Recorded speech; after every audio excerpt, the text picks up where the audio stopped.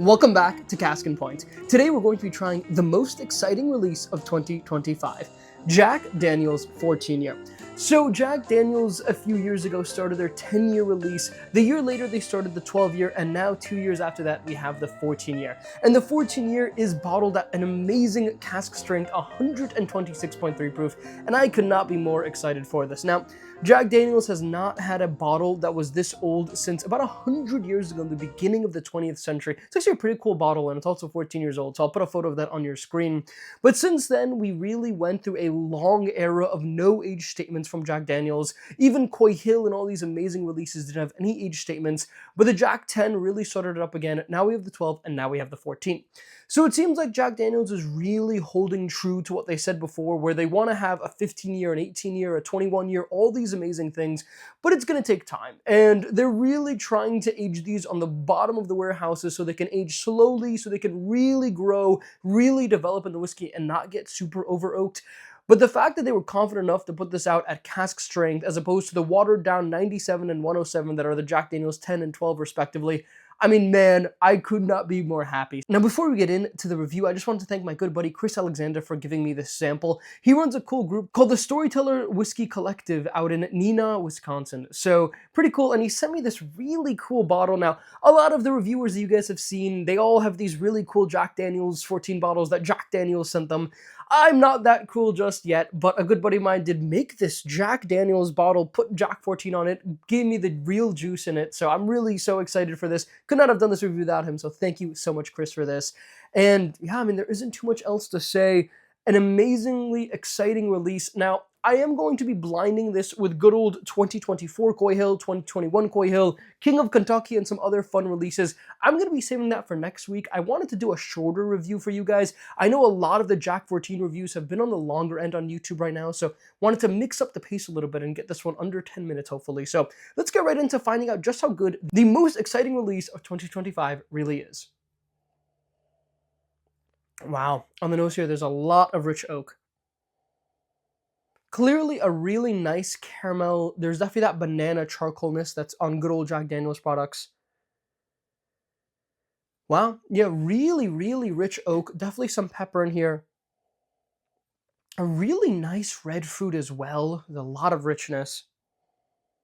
I'll be honest, it smells like a Jack Daniel's product. I mean, this isn't really super different from the 10 and the 12. Definitely a lot more going on. Definitely a richness in the flavors that you're not really getting on those other two releases, but it's not an entirely different product. Like, I think if you gave this to me in a blind, I could pick out that it's Jack Daniel's. I guess we'll find out next week when I do the blind, but yeah, I mean, it smells delicious though. Let's try it.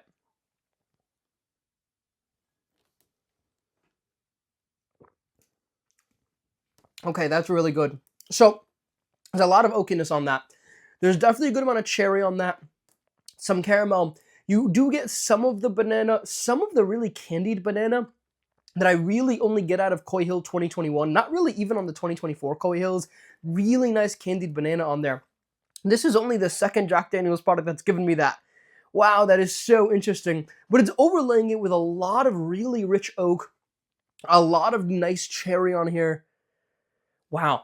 Okay, that's delicious. Now, I was pretty disappointed with Heaven Hill 19, which is my second most excited release of 2025.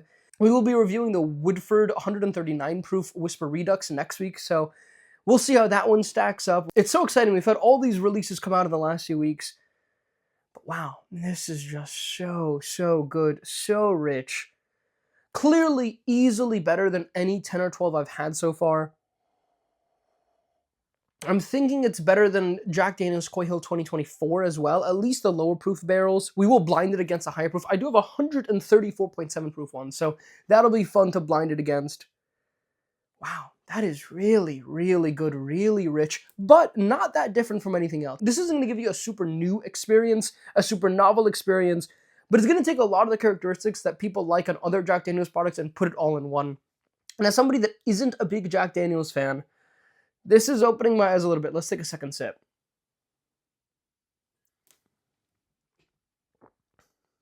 Oh yeah, really rich oak on there. The oak on there got even richer on that second sip. But the fact that I'm getting the cherry that I really like, as well as the candied banana that I typically only get on the Koi 21. This is giving me everything. Oh, wow. Yeah, this is probably better than Koi 24. I think it's definitely better than the Jack Daniel's 10 and 12s I've had. It's not blown me away, and I will say it's a very different experience from Koi 21. I think Koi 21 drinks much hotter and much younger. And so I think if you're looking for the more rich oak, more pleasant experience, something that you could really drink and taste much more refined, much more complex, this is really giving that to you. Whereas I think Koi 21, if you're somebody that loves hazmats, that you love the proof, and you just want a candy banana bomb, I mean, this isn't going to give you that. But man, am I glad it's 126.3 proof. Okay, let's take this third sip here and let's give it a rating.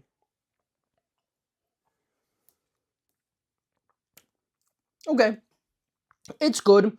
I will note, the finish is about medium length. The finish is a pretty stereotypical oak pepper flavor profile here. There's a little bit of spice towards the end, a little bit of cinnamon. It's good. Now, this is going to be a release that a lot of people are going to place as number 1 for the year, number 2 for the year, number 3 for the year. After trying Heaven Hill 19 and all these other things, I'm sure this is going to place probably consistently at number 1 for the year, unless, you know, Russell's 13, Batch 6, or George C. Stagg 2025 or something just really knock it out of the park, which is totally possible. And I'm going to be honest, it's really, really good. I do wish it gave me a little bit more punch. It is definitely drinking 126.3 proof, but it's not drinking 135 or 140 proof, which has its pros and its cons. I do think the finish being a little bit more medium length, I do really like longer finishes, and I will say that kind of rich oak note does stay in your mouth pretty long, but the fruitiness, the cherry, the candied bananas, those things that I really like at a Jack Daniel's die pretty quickly, and then you're just kind of left with that oak.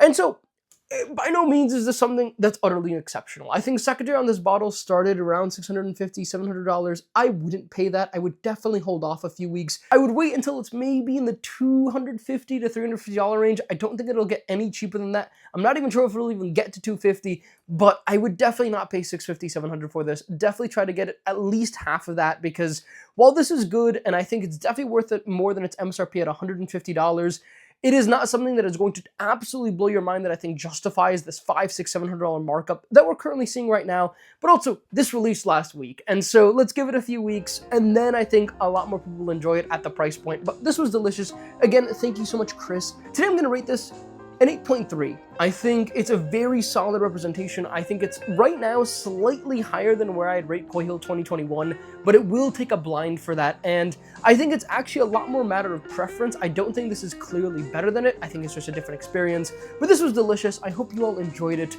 I hope you have a lovely rest of your day, and I'll catch you all in the next one.